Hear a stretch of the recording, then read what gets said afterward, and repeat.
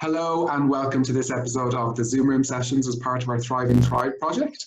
I'm David Francis Moore and this is my colleague Juliette Harvey. And we're delighted today to have Claire Prouvost with us. She is an illustrator and a visual artist and a founding member of the street art collective ep.8. Claire, thank you so much for joining us today on the Zoom Room Sessions. Thank you.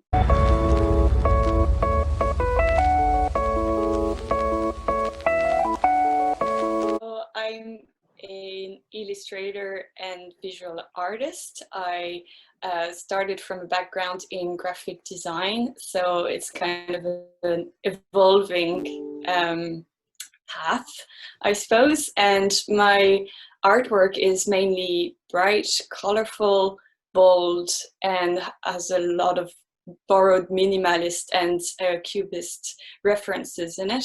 I'm trying to portray the feminine and femininity a lot, and the relationship that people have with their bodies. And that's mainly how I portray my art, and just trying to make it colorful and bold and something quite striking that question the viewer on the relationship to their own emotions and bodies and things like that. So I can say that in French as well. Would that be all right? Mon nom est Claire Prouvost. Je suis une artiste visuelle et une graphiste illustratrice, initialement de France. Mon travail est majoritairement centré autour de la féminité, que j'essaye d'exprimer de façon colorée, avec des formes minimalistes et inspirées du cubisme.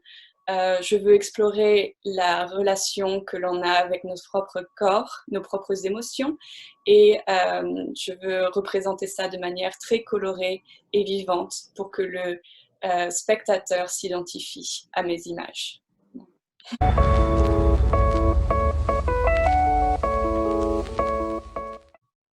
What motivates my work?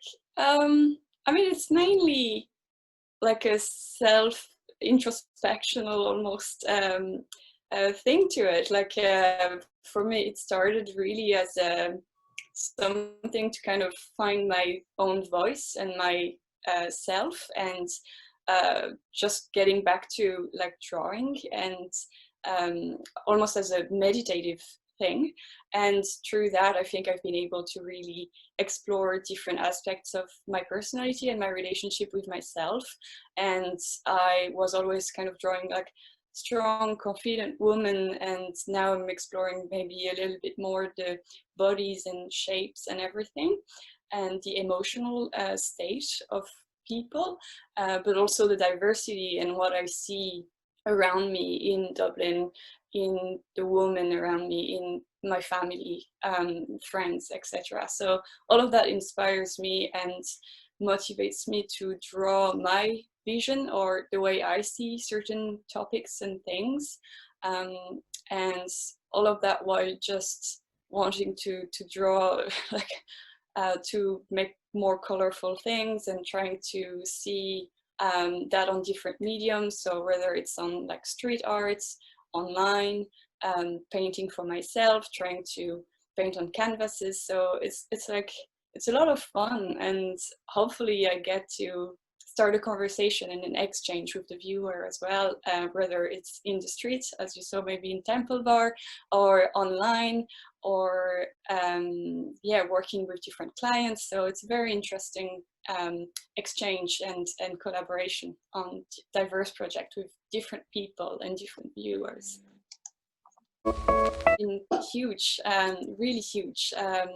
Initially, when I first came to Ireland, I was working in a co-working space, in a creative co-working space, which is called the Fumbali Exchange, and I'm still a part of it today. I'm also now in the Mart studio space and gallery in Dublin, but initially the Fumbali Exchange was where it all kind of started, because I was working as a graphic designer with a lot of like-minded people from different fields and all like self-employed, and we were doing like these sketch clubs, and we were drawing each other during lunchtimes, and that's really what gave me the confidence and re-initiated my passion for drawing and painting, and that's really where it came from again. I mean, it was always there, but it was just that collaboration, that doing things together, having a little exhibition, having some kind of side project that evolved beyond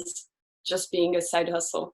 And that was really amazing. It really gave me the confidence to like go on my own, evolve my drawing, having a community around me, some opportunities for like having a little pop-up market or an exhibition. And then like what really helped me as well, the collaboration aspect, was online, and particularly on Instagram, because there is a huge community of illustrators and artists online, and it's a pretty good, positive community, and you have a lot of challenges. I've done the 100-day challenge. I'm not sure if you're familiar with that, but you do something for 100 days, and there is a community and people supporting your work, and it starts as an initiative every single year, and you do something for 100 days, whether it's like painting, singing, taking a picture of something for 100 days, and you become more familiar with that, and people are doing it together. So you're really driven to make it happen. And so that was a huge aspect of the collaboration aspect of my work. And more recently, it's been now about a year, 2 years almost, that we started ep.8, which has a mission to represent the diversity of female or people identifying as female artists in Ireland, and trying to appear on different scenes. So whether it's like street art or the exhibition world, or doing some charity work, workshops, like we have a lot of things that we would like to achieve down the line as well. And it's also to give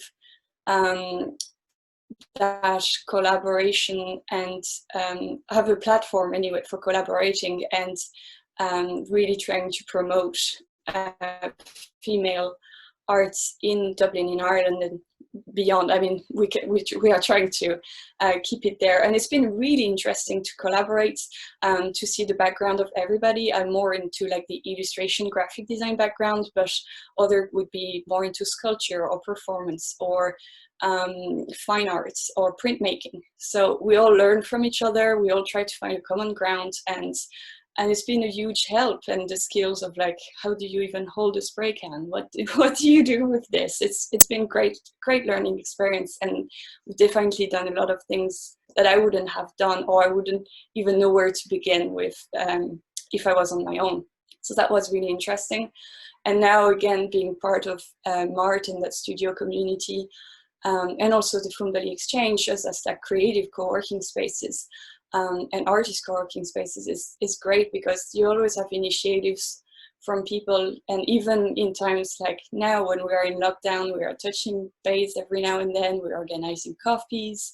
I think Matt from MART was organizing some conversation like that with artists, and how does it affect their work, their creativity, like their tips. It's really fitting, I think, having a community and a collaborative practice is really has a huge impact on my work, on my life, and that's why I keep doing it. And yeah, I just love it. I think it's so important. Yeah.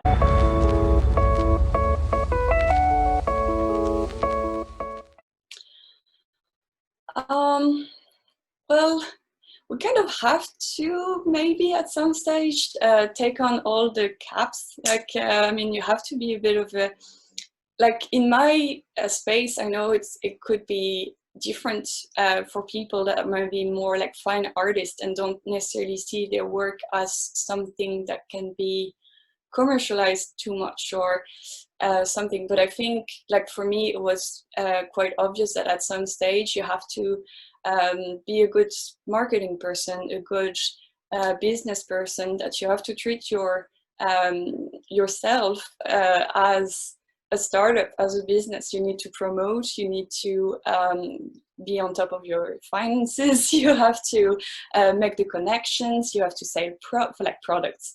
As like for me, I make illustrations, and let's say I would sell prints, or maybe start doing some t-shirts or things like that. Like we really have to diversify in my world, in my opinion anyway, in order to survive. I guess, I mean, we really have to get a lot of caps on and being able to have different sources of income. So I really see myself and my artistic practice going hand in hand with the more entrepreneurial business like enterprise as well, because yeah, like I need to be able to see how I am going to manage the next year and the year after that, if I want. I think it's really linked and quite important to see yourself as a company or as a project that you want to grow, and giving yourself the tools in order to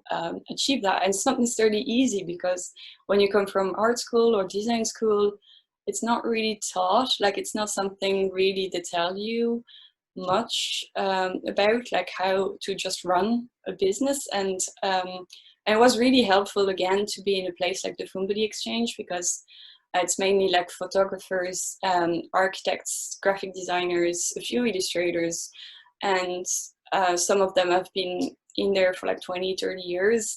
So they can tell you, that's how you do your accounts, that's how you do this, be careful of that. And it's really good to be exposed to that early enough to know what's coming down the line, and how to keep promoting yourself and networking and all of that. So yeah, I think it's important to consider yourself as an entrepreneur at this stage.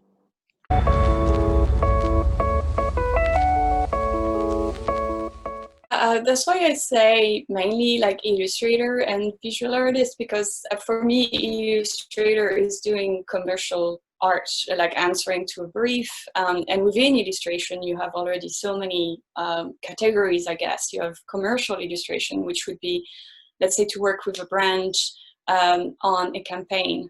So you might have some billboards, you might have an Instagram campaign, you might have packaging. I mean,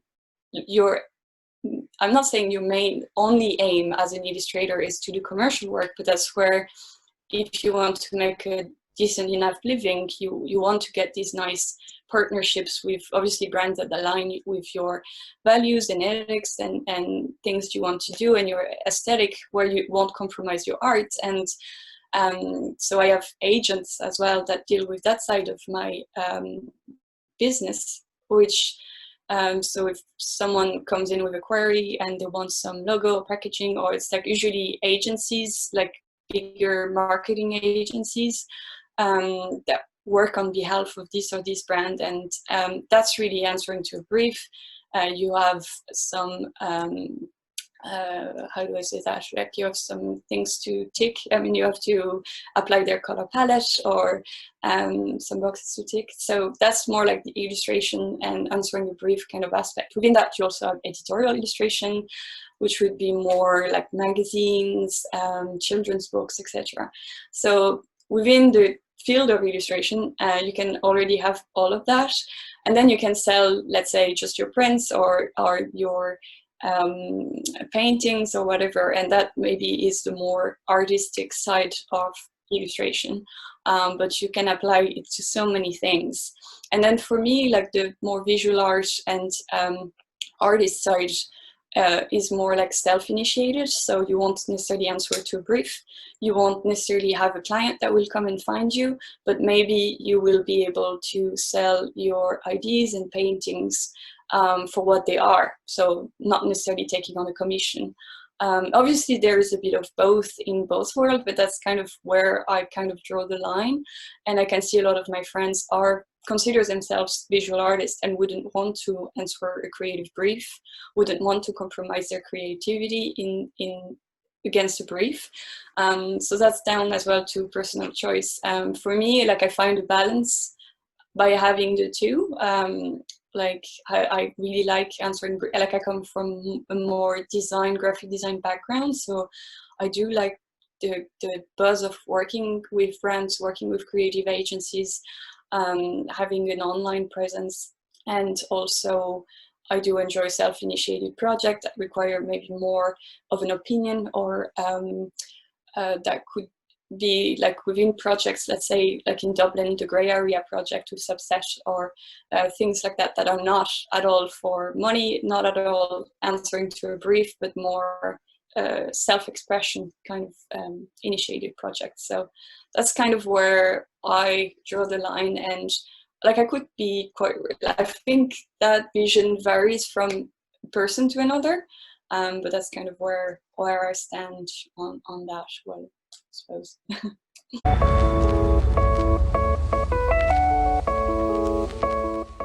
Well, right now, like what has worked for me and almost made me an illustrator artist, because I wasn't really thinking of as a career like earlier on when I was studying or something, was really just Instagram, and that thing kind of took off suddenly, and then was like I was having queries like, would you do this, would you do that, would you work with us?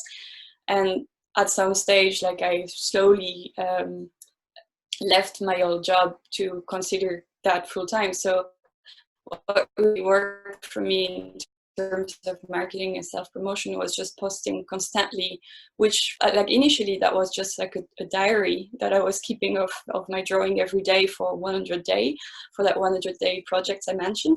But that took off, and that online community. And I think it's really important. Like I would like to say it's not necessary to have an Instagram account or an online presence, but right now, if you're looking for commercial work, or just even growing your like an audience, but also your name, like people just, they see your work, they've seen you out there, they know what you're able to do. It's like a more visible portfolio, and maybe less curated. So again, I will use visual diary in there, and I think it's really important to show the personality of the person, what's going on behind the scene, having the finished pieces, but also some sketches, some little snapshot of your studio or your day-to-day life, like people are feel closer maybe to your practice and to the artist in that way, can relate to it more and want to support your work. So and that's not only like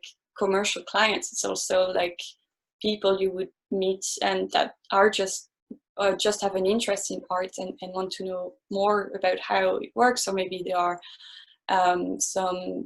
they like art as a side hustle, and they come to you for advice, or like see how we do things. And I think it's really important, and that's a huge part of the marketing, because right now, like that's what people want more of, like an insight into your process, a little bit in your life, like obviously I'm not sharing everything, and your art, and that as a marketing tool, I think works best right now. I have no idea what it is going to be in 10 years, and it's probably very different to what it was 10 years ago. But in a way, it allows art to become more maybe democratic, as like before maybe you had to study art and then have a portfolio and make your connection and get out of there with like showing your studio, or I don't know, your paintings, when now like pretty much everybody, including self-taught illustrators and artists, can post their stuff online and try to promote themselves and their work, and give that insight, and that works really well for them. So and on the other hand, it's also a very saturated platform, because you have so many people now that are illustrating, that are painting, and it can be really hard to get out of the crowd. So yeah, like I don't know, like for me it was maybe a bit of luck, maybe joining that 100-day project and kind of growing. Yeah, it's a really strange world. There is definitely some consistency helps, like things like that, so you keep on top of whatever they call the algorithm, or other people's pages, like posting consistently, you stay in the loop, let's say. But yeah, it's a huge marketing tool to have. And I mean, obviously within your city or your day-to-day life, like that's also making connections.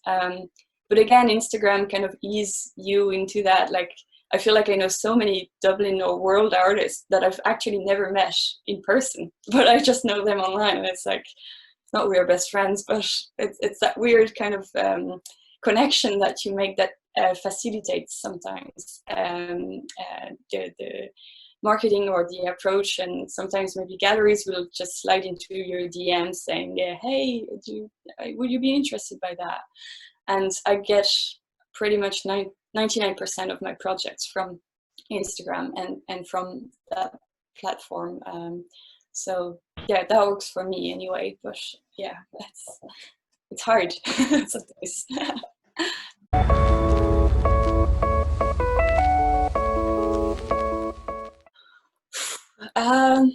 I don't feel so entitled to it yet. Like, I suppose because again, like I come from design, and then now I'm into illustration, which is a form of commercial art. And I remember even in school, like because I've done like a special option high school, I suppose, in France, where you do study already design and art in order for you to choose a creative career in university afterwards.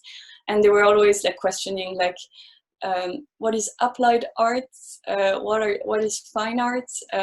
Where do you stand? Where is the border? It's kind of an open conversation. I suppose that's how they made us look at it. As like, what is an artist? What is a designer? Like, I guess for me, like I stayed very much in that field of applied art. So you kind of apply art to different purposes and work and products or things like you try to see the end result of that art, not only for the art, but applied to different things. I don't know how to explain. I have also a background in product design. So you kind of try to imagine the mug, the furniture, the this and that.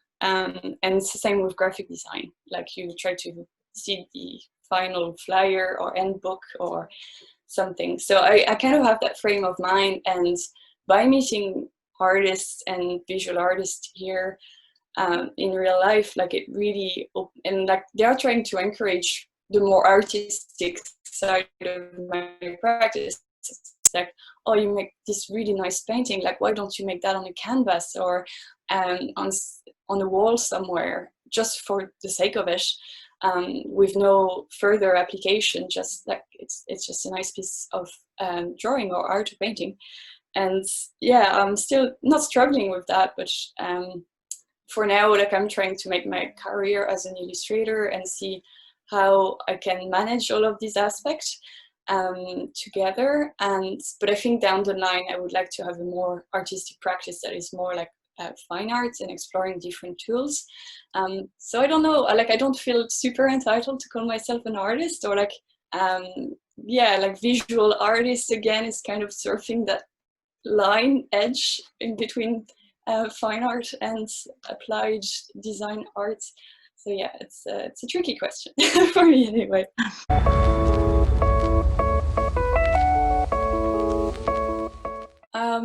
So studio, like, I have a little studio in Mart, like there's these little cubes, and yeah, it's really great to have a space that is dedicated to your artistic practice. Like, it's not your bedroom, it's not your living room, it's not an office space that is like kind of clean and tidy where you have carpet on the floor that you're like, oof, if I drop some paint on that, I'm in trouble.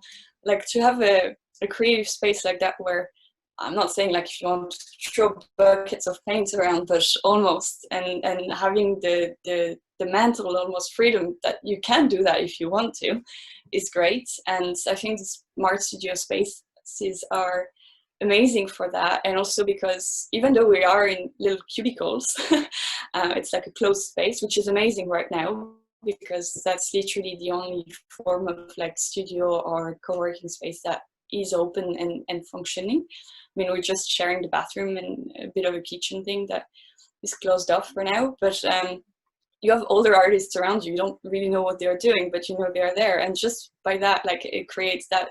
It's not a sanctuary. Yeah, it's almost a sanctuary actually. That if you go there, you know you're going to get some stuff done. And like for me, like I made that space a nice place to work in. Like I couldn't really work in a space with just a little white desk and white walls. So I need to feel good in that space, and I have all my tools, and I know I can be creative and by myself in there. And I really like that place, and particularly in Dublin, where it's hard to have your own space and a bedroom that could be also a studio. It's a lot of overlapping, and I find that at least there I'm productive, and it's very important for my mental health as well. Although I do have a little desk here as well that I use, but yeah, it's nice to have the two spaces. And when it comes to online space, like again, it's a completely different world. It's more of a community, I guess, that I'm looking for online and on Instagram, and it's kind of that endless inspiration, people interaction space that is very demanding in a way. Like it's kind of challenging sometimes, and I think we all experience, particularly right now, just scrolling too much, being inspired too much by certain influences. Yeah, so it can be hard to put that away, and I think balancing that online space with the more studio real space sanctuary is really important for my mental balance anyway. And even just to have to walk for 10 minutes to get there as well is really good. After I saw as well a lot of like online exhibition space that started to pop up during the lockdown. I thought that was a great idea. I haven't taken part in any of these, but I find that great that you can see art in different way from the comfort of your own room as well, which is a little bit what's happening on Instagram as well, on different social medias and different websites that are promoted in that way. It's really interesting to see where it gets, but yeah, it's a balance.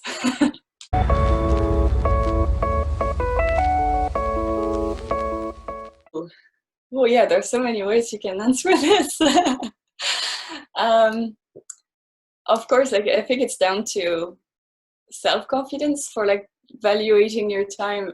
Like for me, two aspects of it. There's obviously the monetary aspect of it, and also the value of time is like what's time you spend for actual client work, what time do you spend on your own personal practice and your own personal evolution, which is a hard balance to get. Like I'm trying to juggle with that a little bit, because on one end, if you're an entrepreneur, you kind of have to meet your rent and your expenses and stuff, but at the same time you just want eventually to have more time and more space to grow your own artwork and personality and your own business as like the things that make you want to get up in the morning and getting these things done. And I struggle with that a little bit, just allocating the right amount of time to both, allocating an amount of time to the work that will be able to pay the bills, allocating something for inspiration, or some time for just personal practice. It can be hard to separate them, and to like I could almost get weeks without doing any creative work, although I'm doing some creative work for client, but I feel like I'm not drawing, I'm not experimenting, I'm just kind of on robot mode, and that can be quite frustrating. And I feel like I need to get back to that kind of personal space to try to create something for myself, not to be seen, not to be posted, not to be monetized in some way or whatever. And I think that's the most valuable time. That's a really personal practice, introspection, that holds the most value, and that will make you grow as a person, like your own practice and your own person. Because I think if you keep doing that robot mode of the things you know how to do for too long, you're not going to explore different things, you're not going to really grow your practice. So in my opinion, that's the most valuable time, and that's where I'm trying to strike a balance onto like getting to a space where I will be able to have enough to pay my bills and my rents, etc., to allow a maximum time of that personal work. Obviously right now, like I'm like 4 years after graduating, and it's been a bit of a journey from a full-time job to full-time freelance, and I'm still doing some work that I'm taking on literally just to pay the bills, which is taking me sometimes more time, particularly right now, because it's quite uncertain, and it's better to take that on. We never know, but it's important as well to be able to say no to these things in order to create some more space for your most valuable time. And that comes down to being confident, I think, enough to be able to say no. My personal time, my personal space matters much more than just that money I could get for that project that I don't really want to take on. Because at first we just want to take everything on, and like great work. You can be quite privileged to have some. So yeah, it's hard to value the time, but obviously with experience, then you know more what works for you, what doesn't. Like this year, I've taken many projects that I'm like, oh, I wish I didn't take them on. I spent too much time, too much stress on these projects that weren't worth the time or the money I got them from. I would have rather said no to this project to focus on painting for myself for an afternoon, or doing something different. But I think it's kind of like you get them, you're like, never again. And, you know that next time you will be able to maybe have a little bit less money, but just put your time and experience into something that will serve you more at the end of the day than that. So yeah, I don't know if that answers your question. Like there's so many ways to answer that, and I think just for the pricing thing as well, like things I priced for almost free, I was like, oh, you want to commission me to do this, and so like you're not going to pay anything, or like €50 or whatever, and then you learn, oh, actually that is not a model that works. People take more advantage of you in this situation than they would if they were paying a proper fee as well. So again, by experience and over the months and the years, now you're like, okay, that's my price. I'm not going any lower. And with that comes a lot of, you feel more stronger and more confident about your work. And it's kind of a good cycle that feeds your standards, I guess. You don't want to undersell yourself, or again, you would rather spend that time in person work or something.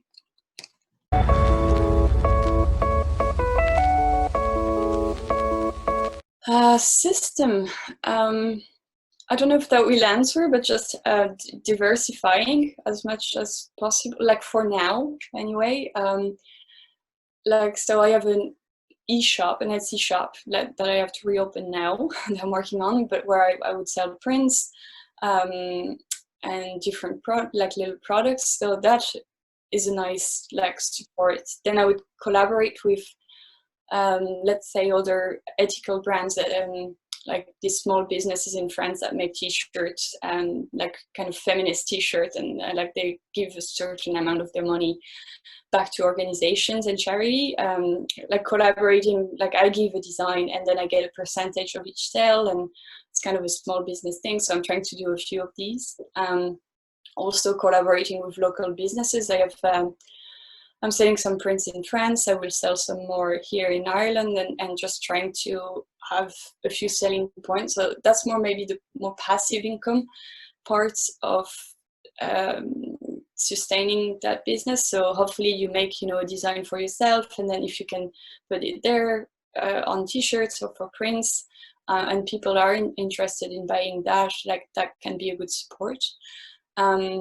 then, but it's a lot of time and energy to set that up. But then once it's up and running, hopefully it's not too demanding, and then you have time for client work or personal work as well. Then I have Patreon. I don't know if you're familiar with that platform, but so again, it's where people want more insight into your work and practice, and maybe have artists themselves and wants some behind the scenes videos, tutorials, things like that. So I've set that up a month ago. That can be a quite valuable source of like support, particularly right now when people want to support you. If they like your work, they might, you know, give you €10 a month or even 5 or whatever. So that is a really good platform as well. And then obviously I have client work, and I'm still taking on some time. So I was working in publishing before for Guild Books. They are like the main publishers here. So I'm still taking on some of these projects every now and then. Like they are not full projects, but I would do a bit of layout or book covers, like kind of editorial graphic design if things are a little bit slow. But with the freedom, like I'm not working, I'm a contractor, so I can say yes or no to these projects. So I have all of these little things, and then obviously, yeah, like if I can get some, like what I include more into commercial work would be a big match of editorial illustration for magazines, commercial illustration for brands, doing murals here and there. So yeah, it's you have to wear many caps, I suppose, and try to diversify for a while anyway, until you can say, okay, that's my strength. I'm going to invest more time in that or more resources. But that's my system, is to have many little plates rolling.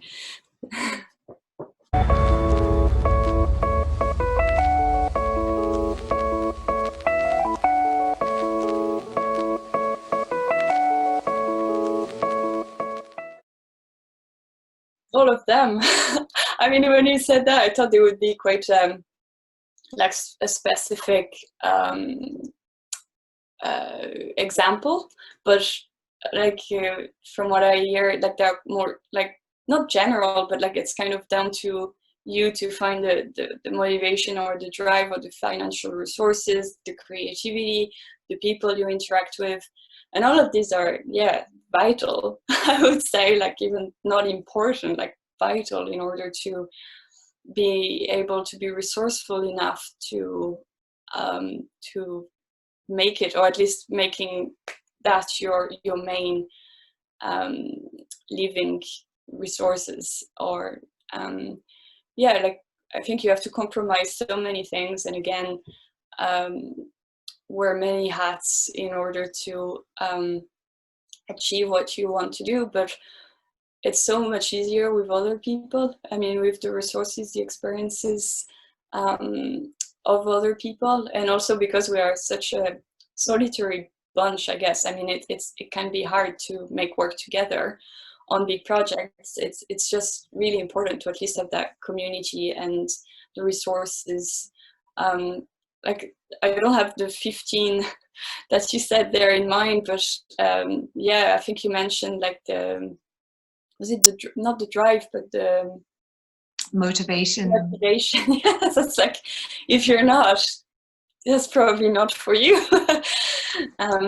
But I think we can all feel like if you work in an office space or for somebody else, and you know it's not really for you, or you have that dream you want to pursue down the line. I mean, it seems like some people are completely satisfied with working in a company, working in teams, like being a part of that bigger machine. And some people are just not necessarily suited to work for somebody else, and have different projects they want to achieve. Obviously, it's possible as well to do both in each side. But if you're more keen to pursuing your own projects, you definitely need a lot of motivation and support from other people. But yeah, they all pretty much all resonate. Like I don't think there was one that was like, oh, not really. Yeah.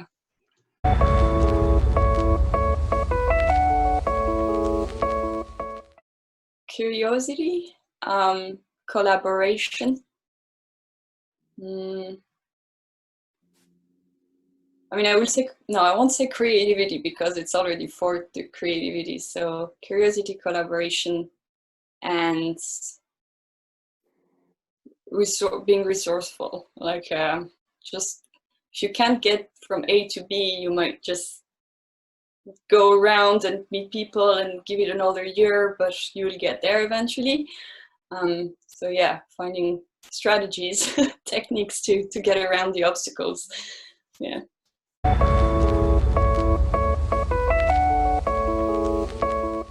Ooh, like definitely, like in my experience, so that's the French system.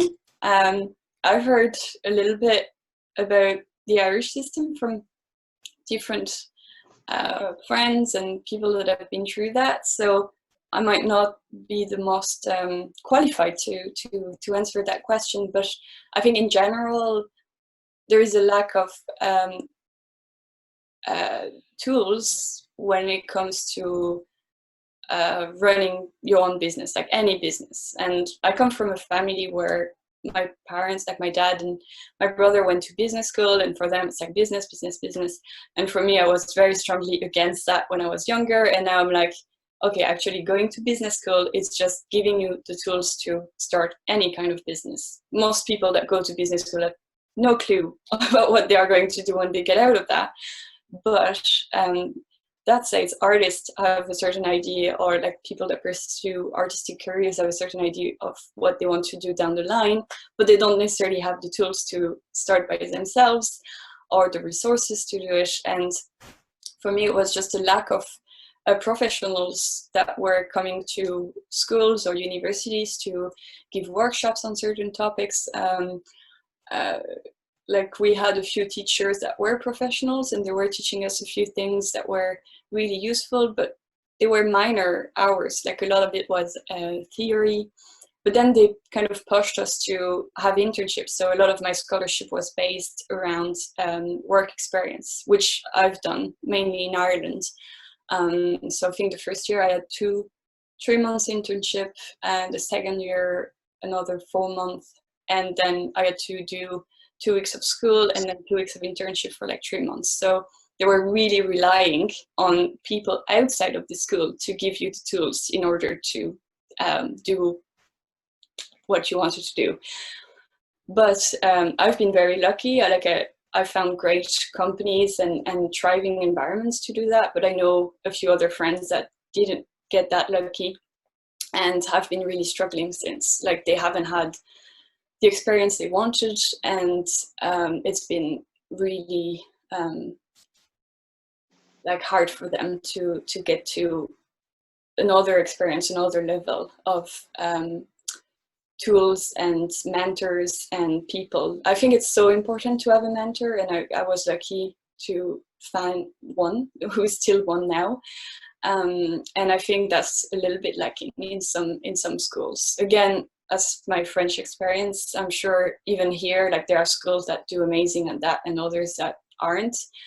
And I don't know if you heard of the AOI, but like for illustration, there are the Association of Illustrators in the UK, and they were giving workshops and presentations here on like business for illustrators, licensing, all these things. Like licensing is so complicated. It's basically the way you license your artwork and sell the rights to brands or clients to use your artwork for a while. Like all of that, you don't know what you're doing, and you have to take these classes, you have to go to these workshops, which are hopefully happening, once a year beside where you live. So it's not easy to access these tools, and it's like outside of the school. So they're trying to be more in universities and give more classes, but I think it's something that needs to be implemented a lot more.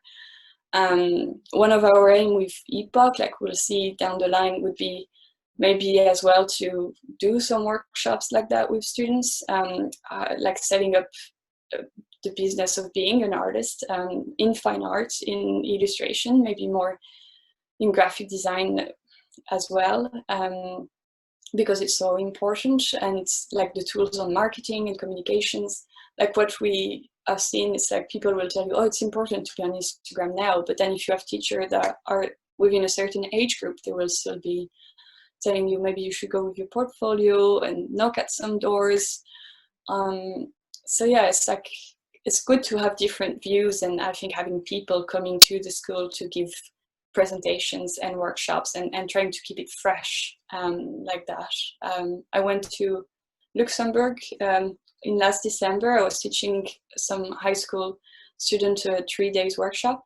That was really amazing, and they had a lot of questions about that, and that's like quite young still. Sometimes I'm teaching as well in the School of Architecture, like relating to in TU Dublin. Like it's for graphic design as well, but like it's a bit of a different part. Like I'm not aiming to do that for a very long time, but I think the students are happy to see someone from the outside, like just talking about their field of expertise. And it's like, okay, it's 3 or 4 days during the year, but if you're interested, you will get a lot out of that. So yeah, that would be my thing. I know you guys don't do much of work experience and internships here, but I found that very valuable for myself, learning from somebody that was willing to give you the time and the tools. That's how I got my first job as well outside of college, which was great.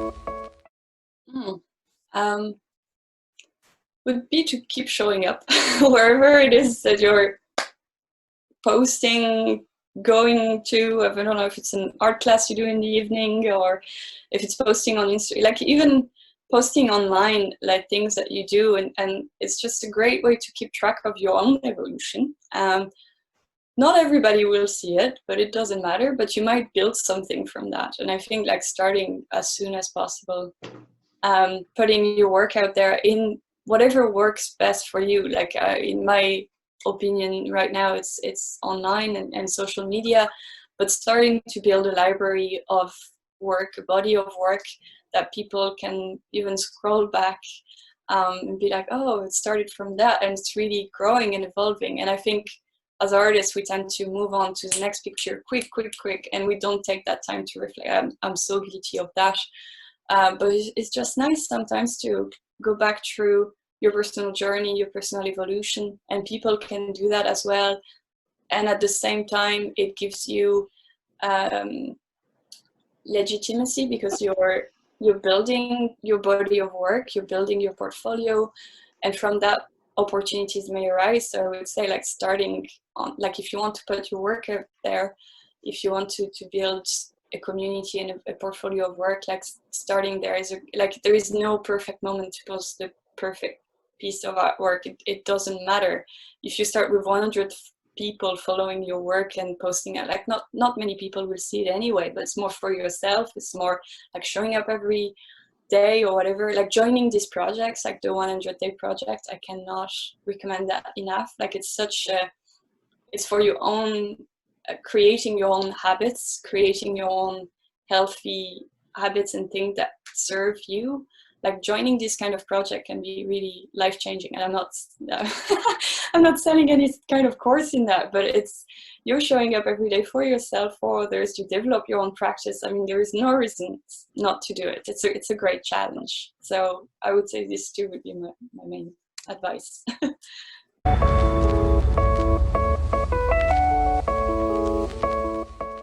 This has been the Zoom Room sessions, and this has been Claire Prouvost. Claire, if people want to find out more information on your work, what's your website and what's your handles? So you can find my online portfolio at www.claireprouvost.com, and you can find some more of my work on Instagram at claire.prouvost. Excellent, and thanks for joining us today.